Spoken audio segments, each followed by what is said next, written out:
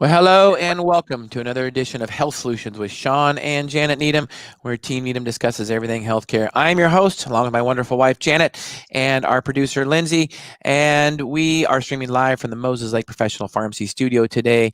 And today we have Dr. Bernard and Dr. Al-Agba on, and they have written a wonderful book. They can tell me some of the stats on the book, but I know it's been going crazy on Amazon. It's called Patients at Risk. And why are patients at risk? They will tell you more about that. So you want to listen to the entire episode. But really what the gist of it is when you, a patient, walks into the doctor's office, do you know that that person is a doctor? And if they are a doctor, are they a doctor of nursing or are they a medical doctor, MD-DO? They are going to clear those things up because I think a lot of times as patients, we don't necessarily know. So it's important you know who your healthcare provider is and if they are properly trained. We are going to get into the meat and potatoes of that. And these two are experts in it, and they're going to introduce themselves and tell us all about their book. Dr. Bernard and Dr. Al-Agba, welcome to our show. Thank you so much for having us. We're excited to be here. Thank you. So Rebecca, you're welcome. I'll let you start. And thank you guys for being on. We know you guys are busy doctors as well as authors. So, we want to really give you appreciation and we're grateful for you guys being on. So Dr. Bernard, go ahead and tell us about your book. Yeah, well, first I want to say thank you for acknowledging that we are practicing physicians, because some of the feedback that we've gotten recently on our book is maybe these two should spend a little more time on patient care instead of complaining about other people. And what I think a lot of people don't realize is that Niran and I are both practicing physicians. We're both primary care physicians, and we just coincidentally happen to have the exact same number of years of experience. We went to medical school at the same time, across the country from each other. So we are practicing primary care physicians. And the reason we wrote this book is because we've actually seen firsthand the problems that are occurring across the country. And we've become really deeply concerned about it. And we thought it was something that, first of all, not all physicians know about. And so most patients don't know about it. And we realized we really needed to bring this up to the public. And the part that Rebecca also didn't mention about our private practices, we're both full. I mean, my practice has been open for 50 years. My father started it in 1971. So I've already seen 3 third-generation patients. So that means so cool. That is so cool. It is cool. And that means my dad took care of the grandparents as children. And then he and I cared for the parents as children. And now I'm taking care of those children. So I want to be really clear when some of the feedback from the AANP and other large organizations are saying we directly profit from hurting the NP profession. I really want it clear that we don't profit from hurting anyone. We wouldn't want to profit from hurting anyone. And that's really why we're talking about this subject. I think for both of us, we're on the front lines. We're seeing things happening that normally maybe didn't happen even 20 years ago. And so we've watched this change in the non-physicians sort of flooding the medical system. And for both of us, I think it's near and dear to our heart. We went into primary care for a reason, and I think we both really love it still. So I know I do. Yeah, and I agree. I think so. I want to be clear. We're full. Both of us have completely full practices. I have a wait list. I suspect Dr. Bernard has a wait list as well. Yes. And so it's actually frustrating that this is going on, because I'd love to have more doctors and properly trained and educated nurse practitioners and PAs out here in this rural area with me. But what I'm seeing is some who are going to online school, they don't have nursing experience. They go straight from their bachelor's, they're getting their bachelor's degree to nurse practitioner school. And then we have a local nurse practitioner here who calls herself a pediatrician. And to me, that's really not transparent. And I think what we owe patients is transparency. Yeah, I think that's one of the biggest reasons that we decided to write this book, was that we realized that there was a lot of confusion out there. And part of it is because non-physician practitioners have done a really great job at marketing themselves, going directly to patients.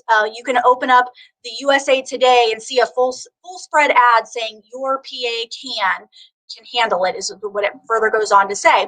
Or you can turn on the TV and see something that says we choose NPs. But very rarely do you see any type of publicity or advocation for physician practitioners, for physicians, I should say. So we realized that there's a big agenda to promote non-physician practitioners. And we kind of wondered, why is that? And how is this happening? And we started to do some research. And what was so interesting was we started uncovering some really interesting information. First of all, we learned that the first nurse practitioner and physician assistant program were both created by physicians. And coincidentally, they both opened in 1965.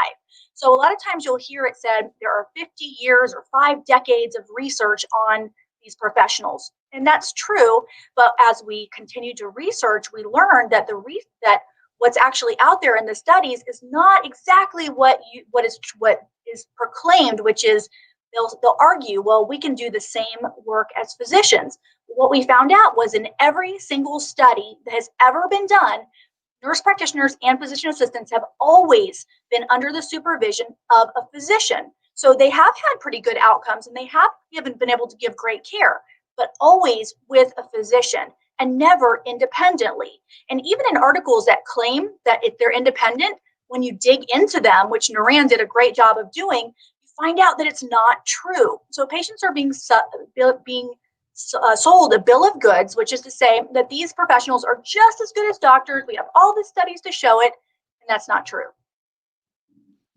And that's, So- yeah, go ahead.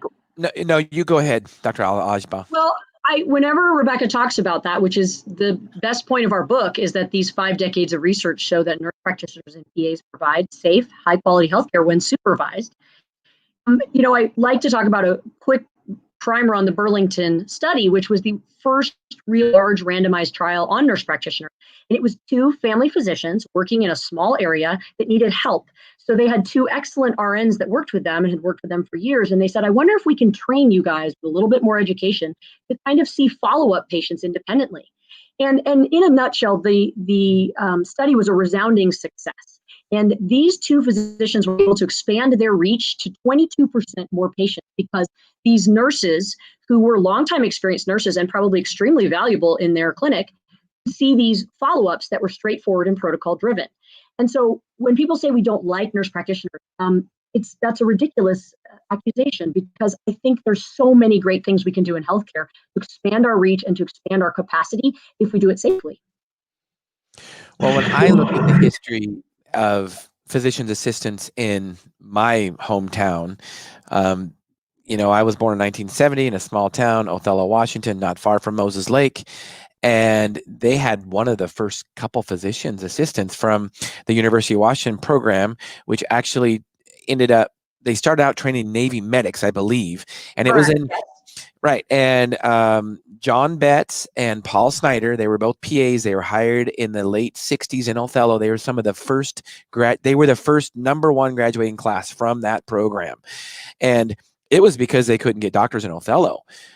So it made a lot of sense. And, but they had a lot of training too. I mean, they were Navy medics, so they had seen battle, so they'd seen it all. So there was a lot of training like that. And now, from what you're telling me, is that you can be a nurse practitioner without being a nurse first. Is that correct? Yep, that's what's happening now. Go ahead, Niran. Well, so being a nurse, you need to get a nursing degree to apply to nurse practitioner school, but you don't need to work as a nurse. And so that's huge. I mean, there are in Washington, there's a Eastern Washington, there's a large nurse practitioner practice. I won't name it, but that is run by a man who literally got his RN degree and then right back to get his DNP. He calls himself a behavioral specialist, and with children, no less. And he has just a family nurse practitioner, a doctorate in family nurse practitioner specialty. And what's amazing is he really didn't work as a nurse very long, if at all. And so these programs that are called direct entry.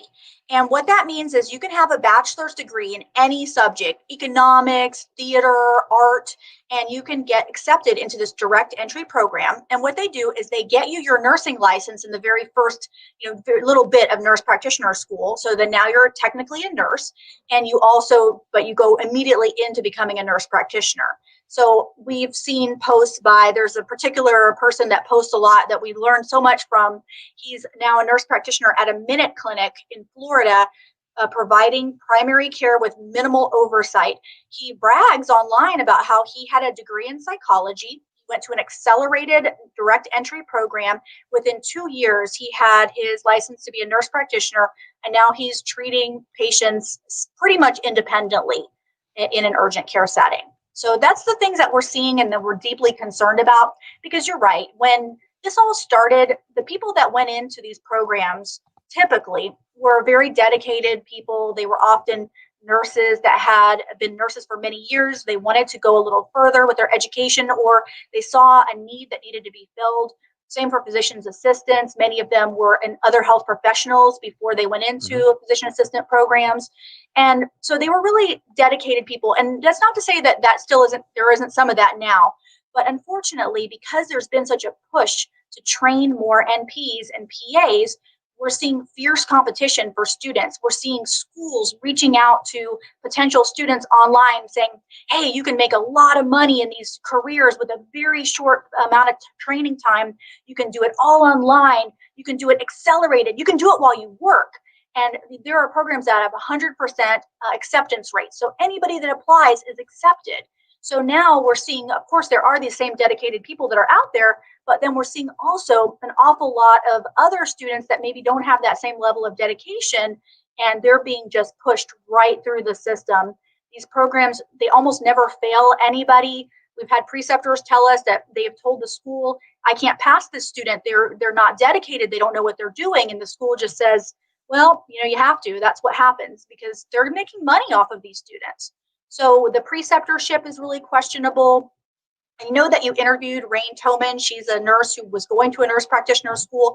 People like her have reported their schools for not doing an adequate job, and they really come up empty. They're not getting a response to that. Although I will mention that recently there are 2 different nurse practitioner programs. One is under investigation for fraud, and the other did lose its credentialing because they weren't having enough students pass the exams. But what's interesting is, even though they're doing that, the students that have graduated from those programs, they're out there taking care of patients, and we have no idea if they're qualified to do that. So this is the danger that we see for patients, and it's what we're really concerned about. Well, and one of the things that really concerns me is, there are a lot of qualified physician's assistants and nurse practitioners, and a lot of them, they were nurses for 20 years before they were nurse practitioners, and they are very qualified, and it just really decreases the integrity of their entire profession. What these, I think I've heard the term diploma mills are doing, because it really just makes people wonder about all nurse practitioners, when that's not true, because there's a lot of qualified nurse practitioners. We work with a lot of them in our pharmacy. Janet, do you have any comments or questions about for the doctors? I do.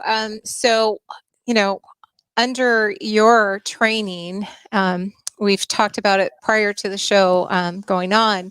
I don't know if the public realizes how many hours that a physician, an MD or a DO, puts in prior to being solo as a practicing provider under the residency program. So can you address that to the public so they understand the difference between walking out of online and not having any of that versus what your education has provided for you? So what's interesting is I've sat on the admissions committee for the University of Washington for 20 years, even as a student. Go Huskies. Go Huskies. And so as part of it, we have precepting experience before we even apply to medical school. And the University of Washington asks to have 40 or 50 hours even prior to being accepted. We don't even count that, but it's a worthwhile mention that this kind of goes on. So in medical school, roughly in the 2 clinical years, 3rd and 4th year, you accumulate about 6,000 hours of hands-on patient training. And this is stitching people up. This is procedures. This is working in the ER, surgery. There's a bunch of core rotations we do. So we are really hands-on. I mean, depending on where you go in Washington State, you can be a first assist for a surgeon if it's a small enough area. So again, that 6,000 hours isn't just walking around a clinic. It's really tough stuff. And then on top of it, you choose your specialty: family practice, pediatric, internal medicine. The list goes on. And those are roughly between 3 to 5 years on average. And so when you calculate it out with residency, with the reduced hours, even in residency, now there's hourly limitations, it's still 16,000 hours, 15 to 16,000 when you finish. And for Rebecca and I, who both started residency the last century in 1999, we were doing it was under the old system. So her and I easily had 20,000 hours of hands-on experience. I mean, I was running a 3rd year, you run the pediatric hospital floor, and, you have codes every night that you're running by yourself with students underneath you. So this is really tough hands-on training. And it's a very different thing when you're talking about the nurse practitioner requirements. And again, I'm excluding, like you said, there are amazing nurse practitioners who had years of clinical experience. I mean, that's the whole point. And that rigorous training went on until probably about 2010, and now it's becoming watered down. Not every school, but these new schools are cropping up.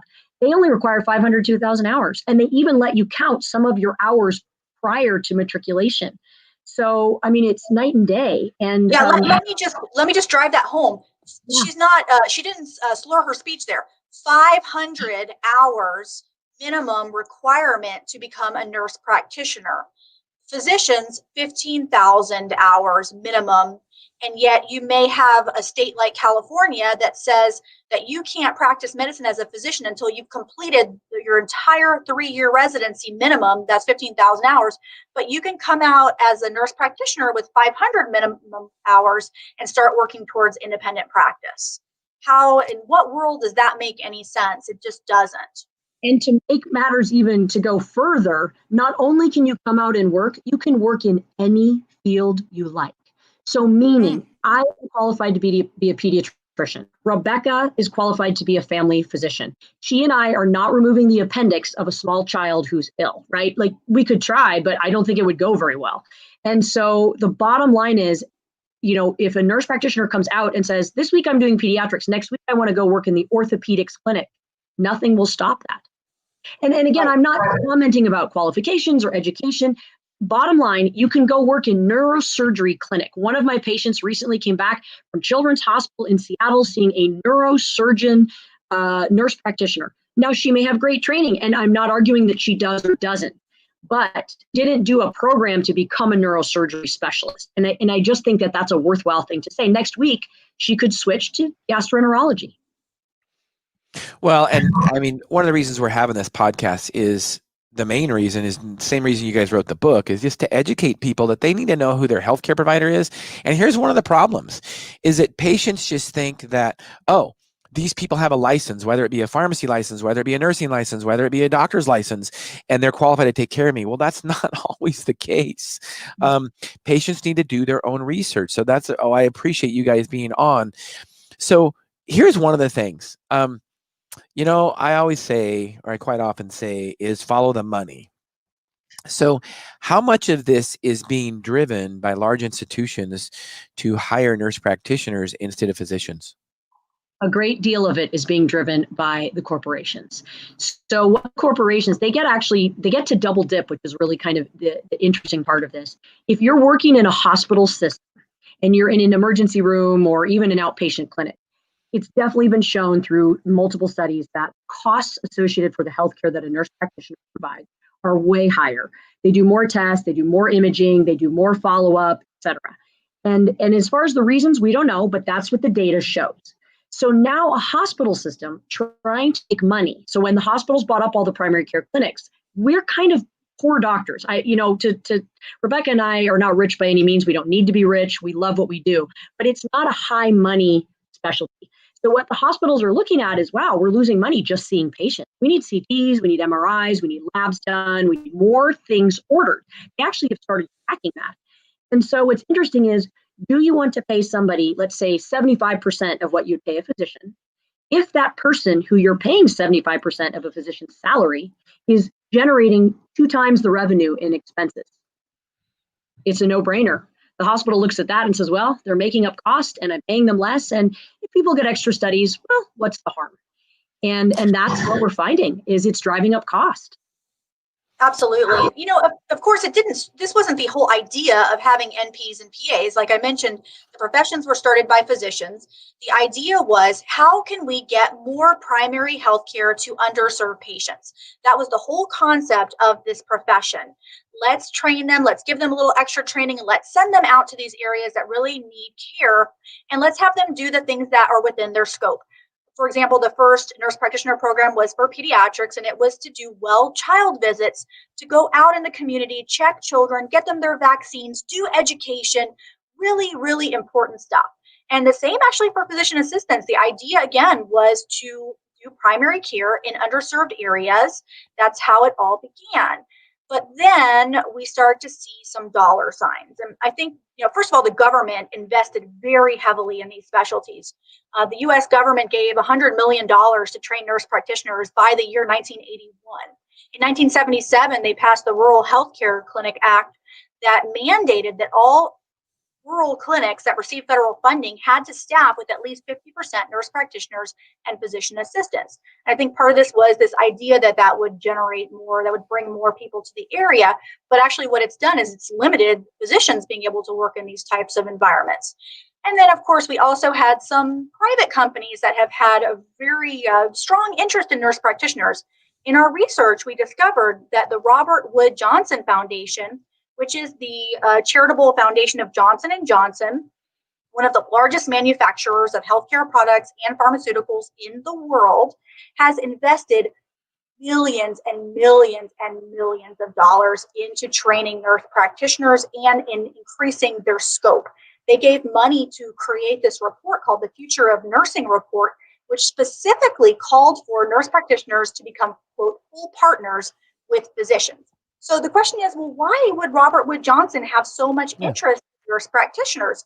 Well, I don't know. I mean, it's possible that it's because they sell a lot of pharmaceuticals, and we know that nurse practitioners and PAs prescribe a lot more pharmaceuticals, including, unfortunately, opioid medications. Janssen, which is a subsidiary of Johnson & Johnson, is a manufacturer of opioid medications. And of course, all of these Minute clinics, by the way, CVS Caremark has a very close relationship with Robert Wood Johnson, and all of their Minute clinics, these urgent cares, are staffed by nurse practitioners who then prescribe drugs that they fill at the very same CVS. So I'm not saying that this is being done intentionally, but I do notice that there is a correlation there, and there really should be some question marks being raised as far as whether this is really safe and good practice or whether there's financial incentive in it.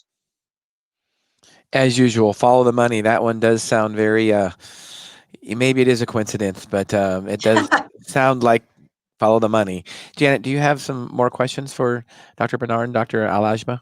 I do. So as a patient or a consumer, I'm sure that we're opening some eyes up right now. And so what are the tips that you have for them? Because I personally only, as a pharmacist, only recommend providers that I feel comfortable with their knowledge base. But I think as a consumer out there, they're like, well, they're licensed. It seems like this is a nice place. This is a big clinic, or this is a urgent care, and the state said it was okay for them to be here. So they walk in with faith. They walk in just believing that that individual that's in front of them is going to give them the best care that they need in a naive way. And it should be that way, in my opinion, but that isn't exactly what's happening. So what would you recommend to somebody, and really I'm kind of tugging at the strings of even like a mother with a child, because, if somebody's really sick, that mom is already at this level of stress, they just want to take care of their child. So what would you recommend to the consumer? Well, as a pediatrician, I often say I think the most important decision you're going to make in your parenting journey is who takes care of your children, who is your pediatrician or pediatric provider. So I say ask questions. And if you ask someone what their education is, where they got it, or do they have an MD or DO behind their name, or if you want a pediatric nurse practitioner and where they got their training, and then check out their school, ask them how many hours they've had. Anyone who gets upset with a patient asking those things, there's something wrong with them. And that goes for doctors, nurse practitioners, PAs, any kind of clinician who has trouble or gets offended when you ask them their background, I think is probably a red flag, because originally 50 years ago when we opened clinics, we had to have our diplomas on the wall so patients could see them. And I think really the whole name of the game is transparency. We see non-physicians calling themselves pediatricians, which is by definition is a physician. We see them saying, well, doctors don't own pediatrician. Actually, doctors own pediatrician, they own anesthesiologist, they own internal medicine. Those types of titles are really physicians by definition. So yes, you can say you're a doctor, and you can say I have a doctor of medical science, which would be a background education as a PA. You can say I am a doctor of nursing practice, so I'm a doctor of nursing specifically. But again, I think ask. So when someone says, okay, you're a doctor, are you an MD or DO? then they can answer those questions. And I think that that's what we should be doing. I mean, patients deserve transparency. They deserve honesty. And if we can't offer them that, then what on earth can we offer them? And I appreciate that. That's a great explanation. Thank you for that, Dr. Al-Agba. I'm going to even go a little bit further than that. Jan and I have our bachelor's in pharmacy. We don't have a doctor's in pharmacy. And I will tell you that the doctor in pharmacy thing, and we can go down this road too, I think it diluted the degree is what it really did. It extended it out so those pharmacy schools could make graduate tuition. It didn't make the students any smarter, didn't make them any better. In fact, it made them worse because now there's lots more pharmacy schools, lots more admissions. And honestly, it bothers me as a pharmacist to call a pharmacist a doctor. I get it. Their education's a doctor. And I get it. My brother's got his PhD. He's a doctor. But in a clinical setting, there are two people that should be called doctor, and they should have MD or DOs behind their name. We should not, in my opinion, we should not call a doctor in front of patients a nurse or a pharmacist, because I think that's confusing to patients because they really don't know the difference. That's why it's important that we're getting the education out there. Can you comment on that? Yeah, I mean, I think you're 100% right on that. And it's so interesting because recently there was a little expose of this, and a news organization actually interviewed the president of the American Association of Nurse Practitioners, and they challenged her on this, and they asked her this, and they said, well, you're calling yourself a doctor. Do you practice medicine as a nurse practitioner? And she said, we practice healthcare. So it's very confusing. It's using semantics, and I couldn't agree with you more. In a clinical setting, patients need to know who's a physician and who is not a physician, and then that way they're educated and they can make their own decision. What's unfortunate is that sometimes patients don't have a choice, and one of the reasons that Niran and I wrote this book, we actually centered our book around a really tragic story of a young woman. She was only 19 years old, a college athlete, and she developed sudden chest pain and shortness of breath and fainted. So she was taken by ambulance to a local emergency room where she saw a woman who introduced herself as a physician, who treated her for 11 hours, but did not correctly diagnose her with a blood clot in her lungs. Instead, she totally misdiagnosed her. The poor young woman ended up finally transferred, but she passed away. She did not survive. And that was because she did not get proper care, and she was under the impression that she was being treated by a physician. And this is the tragedy that we're seeing, and this is what we do not want to happen. Patients need to know this so that they can ask. And what I usually advise to patients is, it may be okay for you to see a nurse practitioner or a physician assistant in some cases, especially if it's something minor, or if you know that they have a backup physician if things are not going right. But if you're very ill, if something is going on with you, you're not getting better, you need to ask to see a physician. I recommend any new problem and any worsening problem should warrant evaluation by a physician, because that's the person who has the most training and the most education to properly diagnose you. Yeah, thanks for clearing that up. That's a horrible, tragic story. And, I would think that it's probably fraud to introduce yourself as a physician and you're not, but I'm not a legal expert. But, speaking of when you should use a nurse practitioner, so I'm going to play devil's advocate a little bit. So do you really need to go to school and get training for 8 years to diagnose, routine diaper rash? Shouldn't a physician's assistant or nurse practitioner be able to do that, even for a primary diagnosis? The first time the patient goes in for that, shouldn't a nurse practitioner or a PA be able to diagnose that, Dr. Bernard? I as you were saying that, I was just thinking of something that just happened in my office last week. This woman had a yeast infection. She went to the urgent care. She got some yeast medication. She didn't get better. She came to me. I said, well, this is kind of unusual. Let's get some blood work. Her blood sugar was 500. So she had a yeast infection that wouldn't get better. Now, granted, I mean, maybe what the urgent care did was not necessarily wrong the first time you would try this. But the problem is that sometimes things that are routine are not routine. They turn out to be potentially life-threatening. So that's where having that level of expertise in that question to go a little further, something isn't always exactly as it may appear. And I was going to say the same thing. I mean, I've seen a diaper rash present as the initial presentation in DKA, which is type 1 diabetes in children, and it's a medical emergency. So I've seen non-physician practitioners send a child in DKA home to follow up with endocrine clinic. They don't. So some of them in small communities don't realize it's a medical emergency, and they've got to go immediately to the emergency room. Their pH gets out of balance, and they have all sorts of complications. And the thing is, we go to school for all that time. And to be honest, I think physicians still would say, looking back on their careers, they've missed cases, made mistakes. Because to be honest with you, maybe we should be trained for 50,000 hours. I worked with my dad for 16 years. And I remember when he first died, it was kind of sudden. And a patient looked at me when I didn't know what to do about something and said, hard to do this without parental supervision, right? And I said, it is. I've been doing this now 11 years of school, 16 years of practice, 27 years of hands-on experience. And I still don't know what to do sometimes. Me too. I look things up every single day on UpToDate to double check myself. I send people to specialists because sometimes I don't know. And I have the same number of years. And it's that humility that makes us realize we don't know everything. But what we do know is one thing that's very important. We know what we don't know. That's the problem. It's kind of this weird thing of not knowing what you don't know. If you haven't seen enough cases of something, you don't know what can go wrong. I think at least we may not know everything, but we know when something isn't right, and we know that we need to get further evaluation or take it to another level. And that's the challenge with people that don't have a lot of experience or training, is that they're really limited on what they can even think could be a possibility.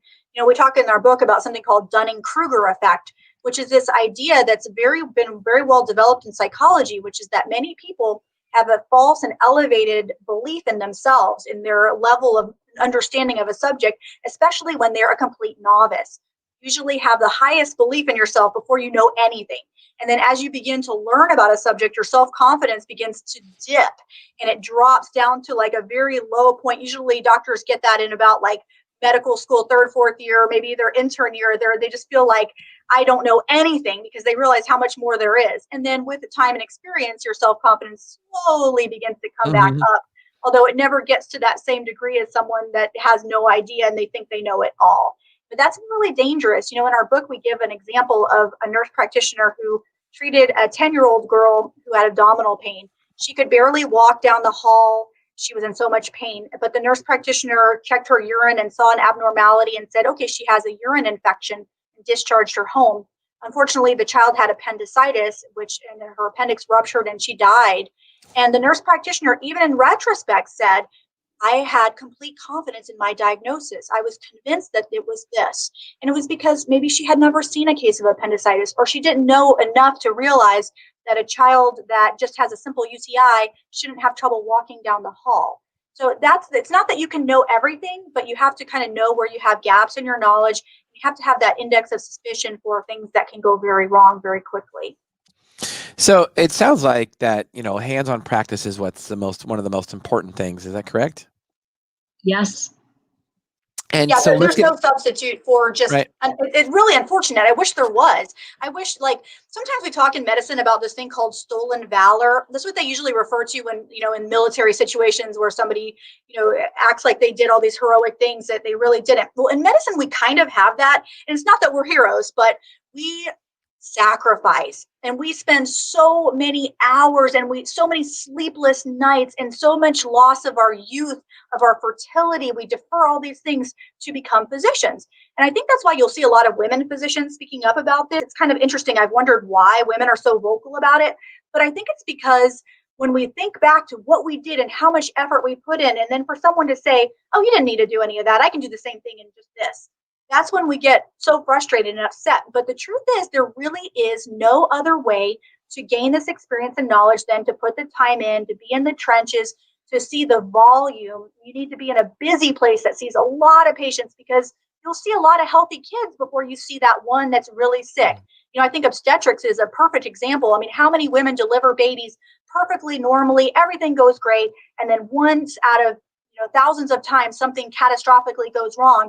And if that happens, you really better have seen it before, and you better know how to deal with it. And the only way to be able to do that is to have been there when one happened before.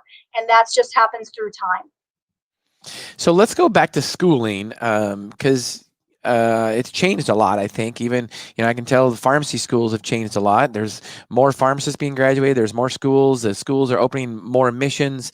Medical schools are no different. I just read an article the other day about Kaiser Permanente is opening their own medical school.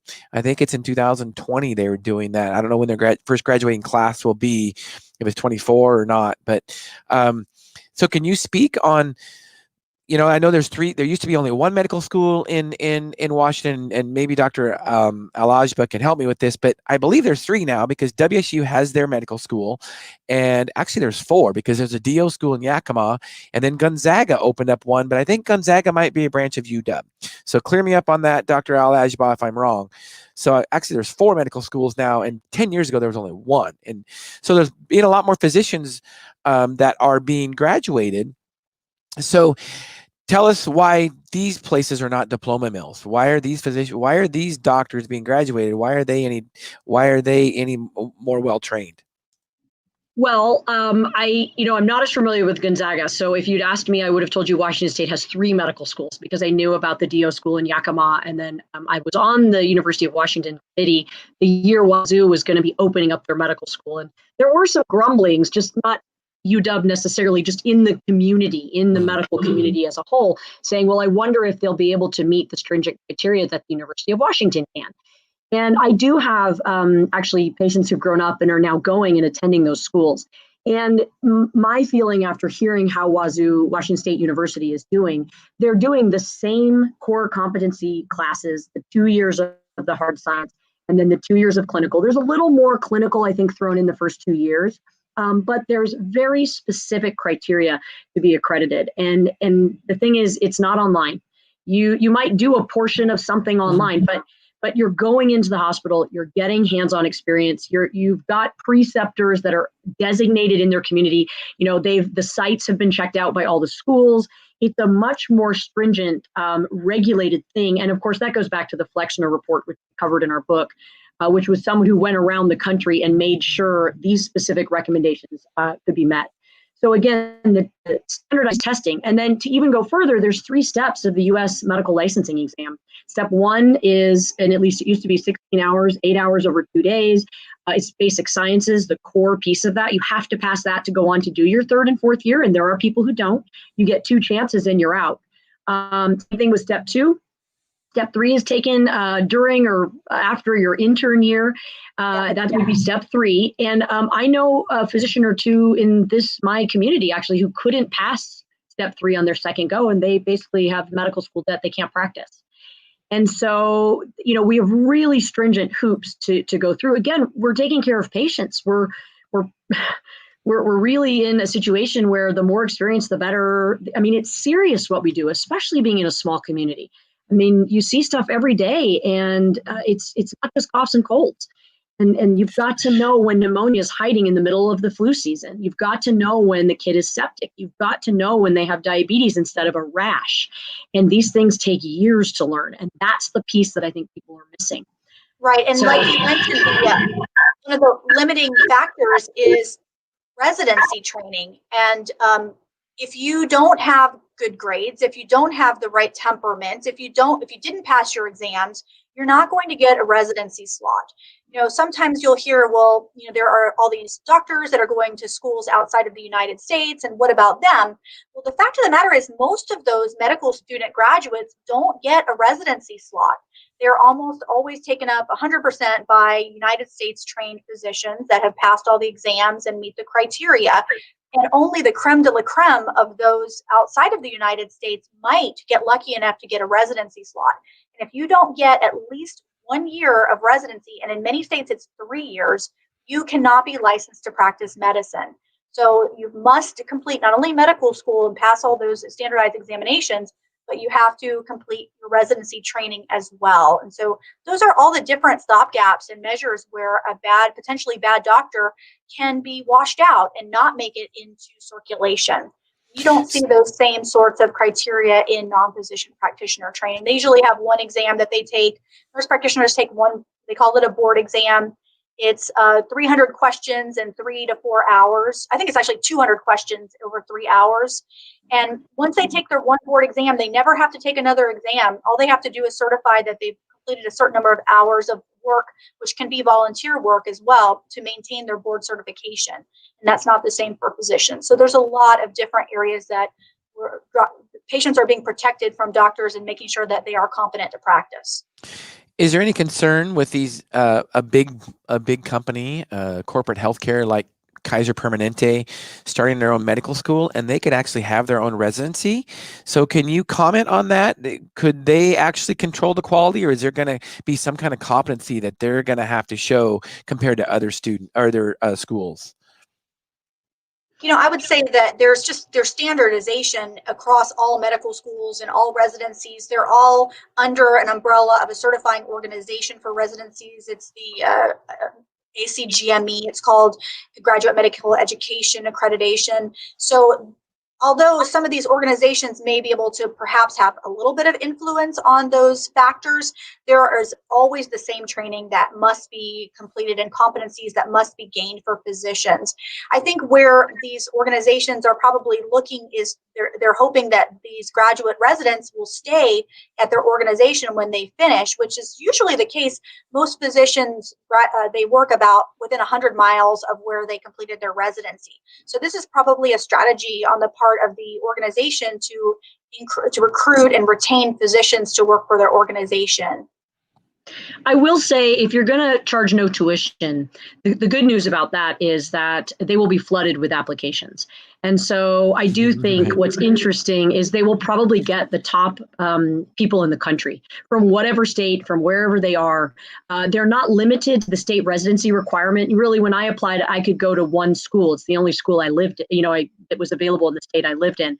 So it does open up the options. And I think they will be flooded with top students and top applicants that have a lot of experience.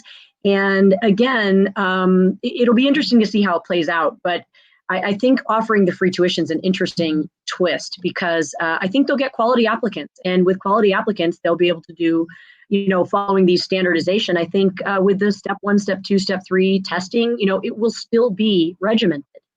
It might be a conflict of interest to come out and be automatically employed by Kaiser, but I don't want to speak ill of anything that's new to me. So I don't know. We'll have to wait and see what happens. I'm pretty much in support of most strategies that are out there that are going to increase the number of physicians. The United States ranks 24th out of 28 similar nations when it comes to the number of physicians per capita. So we have one of the lowest, and you may ask, well, maybe that has something to do with why our health outcome rates are not as good as many similar nations that are similar to us in wealth. What I think is interesting is that the United States has the highest number of non-physician practitioners in the whole world. We started those professions here in the United States. A few other countries have embraced it a little bit, like the Netherlands and maybe the United Kingdom, but not to the same extent as we have in the United States. And the same thing is for physician training. Even though we've increased medical school slots by about 30% in the last 20 years, there's been a cap on residency spending. So there really hasn't been any increase in residency slots. So as I mentioned, you can graduate 1 million medical students. If you don't have a place for them to do residency, that's it. They can never practice medicine. So this is a problem that we have in our country. And pretty much any way that can continue to produce qualified physicians, whatever it's going to take, I'm going to be advocating for that rather than simply replacing physicians with someone that received 500 hours of training. So, Agreed. Dr. Bernard, prior to the show, we were discussing that you are involved in some education and you discussed a podcast. Can you tell us about the podcast that you folks are putting out there for our consumers and patients so they can be informed? Yeah, I'd love to. Niran and I spent about 3 years writing this book. And so we have all these, unbelievable cases and sad situations. And once we published the book, it doesn't mean that these cases don't stop happening. And we hear about them. And Niran and I said to ourselves, wow, this book could have gone on forever if we just kept adding more information. But obviously at some point we had to get it out there. And so in the meantime, until we come up with a second edition down the road, we felt that we had to get these stories out. So what we decided to do was to create a podcast and a YouTube channel, and it's called Patients at Risk, just like the name title of our book. And in every episode, we discuss some of the things we've talked about today, the differences in training. We bring in a different guest every time. We recently had a psychiatrist explain to us the difference between psychiatrists and psychiatric nurse practitioners. We discuss cases in which patients were harmed because of being cared for by a non-physician. And we in fact interview patients that have been harmed. So the podcast is called Patients at Risk, and you can get that anywhere you download podcasts. And our YouTube channel is also Patients at Risk. We'll try to stream that. We're streaming your book right now. We'll try to stream that YouTube channel too. That's great. It's an interesting story, and it's very common to my story. And I feel your pain. You write a book and you think that, okay, now that you've written a book, you're done, right? But you're not done. It's never done. Because then you think of other stories and you think of another book, or you have a podcast to help keep educating consumers about your book. So I appreciate the work that you guys are doing. You guys are doing a wonderful job, and I appreciate you guys taking the time to be on today. One of the goals of our podcast is to educate and empower consumers to take charge of their own health. And I think we did that today. I think we showed them that you guys were great at telling them the questions to answer about, or to ask about their healthcare provider, and just some of those questions. I think that's great, because patients need to be in charge of their own health and be proactive with it. And that includes choosing their doctor. So I appreciate you guys being on today. I'm going to ask you separately, Dr. Bernard, what fires you up? What do you have a passion for? I think it's rather obvious, but go ahead. Yeah, so many things. But what really I'm passionate about is physician wellness, because a doctor that's healthy and happy is going to be able to take care of patients. So really, overall, everything I work towards is trying to help patients. I grew up very poor. My mother had severe mental illness. She did not get good health care. She died very young and very early. And so I have a real passion for making sure that underserved patients get quality healthcare. I do that every day. I'm a direct primary care physician. I love providing affordable, accessible healthcare, and I think it's a great way for doctors to get out of a very broken healthcare system. So I'm always begging my colleagues to consider this as an option, especially if they're burned out. So physician wellness, direct primary care, and patient advocacy. Those are the things that get me really excited. Dr. Al-Agba, your turn. What do you have a passion for? Well, passion is really for children, first and foremost. I have 4 of my own, and then I like to say I have 3,000 in this community. And so I love children. I've always loved children. And I feel like if you intervene early and you educate and empower them as children, they are really, it's amazing what my teenagers will say to me when they come back from seeing a specialist or something else. They're critics, because they have, their feelings about the kind of care they want. And so to Dr. Bernard's point, my second probably, commitment or thing I'm passionate about is patient empowerment. To me, I'm not here to tell you what to do. I'm here to give you information and then kind of let you decide. Obviously, if it's an emergency, that's a little bit of a different situation. But a lot of what we do is just education, and then let patients make their decision. And so those are my big 2. And again, I even have a 4th generation patient now. And the thing is, when you have been with a family, whether it's been my dad or myself, that family's had a Dr. Al-Agba taking care of them for 50 years. I've said on other podcasts, that outlasted any politician, any senator, any president, et cetera. And so, you want to have that relationship with a family and a patient for most of their life. And to me, the more you can help them and educate them to be better consumers themselves, that's really where my passion is, and I get to start when they're born.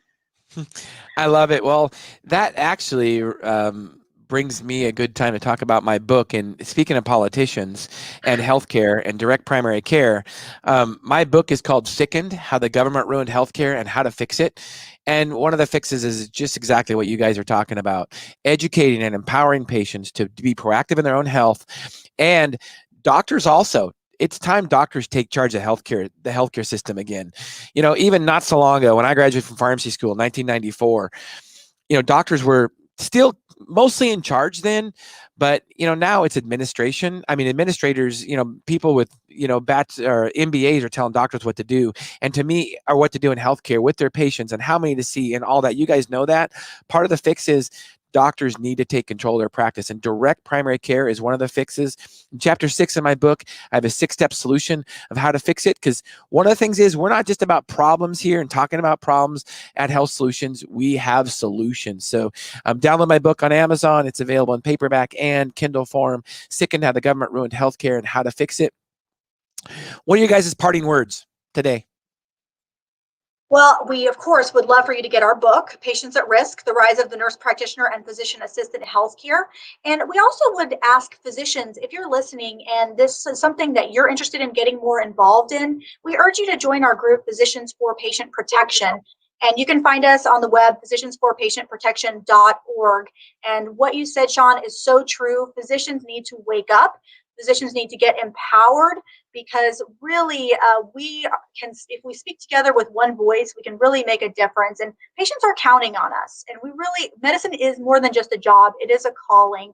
And we need to answer that call for our patients.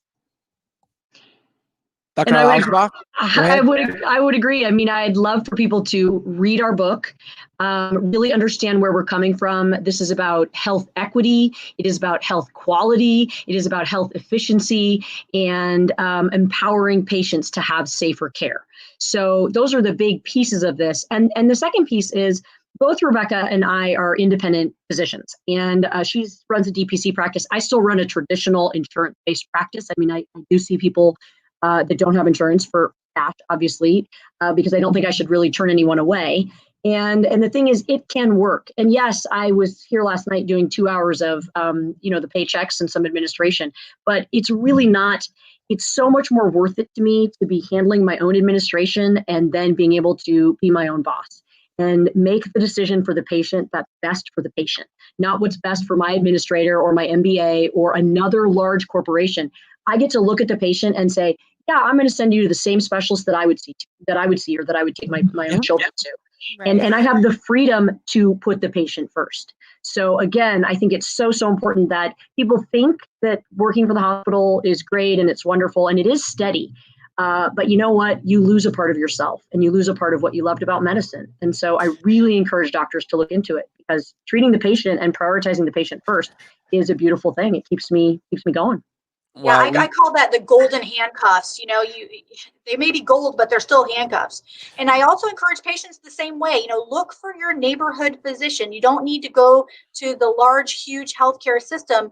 Try to find those small practices. I do that a lot for my patients that need to see a specialist. I'm always looking for those independent practices, because that's where patients will get really personalized service. And that's also where they're going to have some flexibility with how much money they're going to spend. It's not easy to negotiate with a hospital when it comes to a bill, but most specialists, private practice offices will work with patients. That's part of what they do. So yeah, not only for doctors to own themselves, but for patients to look for those small physician-owned practices as well for their care. I think we could have a podcast on just that subject. Maybe we should have you guys back on to talk about that. Anytime. I will say, Dr. Al-Agba, when you said, and this is what a lot of physicians, and I don't, pharmacists think it, and nurses think it. They think, oh, I go to work for a hospital and I've got, like you said, it's steady, it's consistent. Let me tell you, those hospitals will lay you off whether you're a doctor, a pharmacist, or a nurse in a heartbeat. And it happens all the time. I've got friends that are physicians, and this is next thing you know, the hospital let them go. I mean, yeah, so and it that's happens actually all the time. happening a lot right now in the emergency departments. It's really sad. And then what's happening more concernedly to the topic at hand is that they're firing physicians and replacing them with non-physician practitioners as a form of cost savings or as a potential source of increased ordering and revenue. So doctors should definitely realize that loyalty does not always go in their direction. A lot of times it's really just about financial bottom line. And don't ever sign the non-compete clause. Right? Absolutely.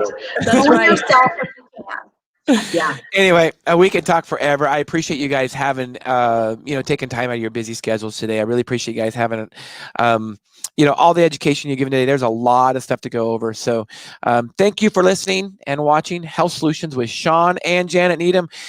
Do not forget Thursday, tune in 8 a.m. to 9 a.m. I actually will be getting interviewed. One of my good friends, Lee Pence, will be interviewing me and about the history of my pharmacy, our pharmacy, and our podcast and my book. So you don't want to miss out Thursday, 8 to 9 a.m. As always, you've been listening to Health Solutions with Shawn and Janet Needham. Thank you.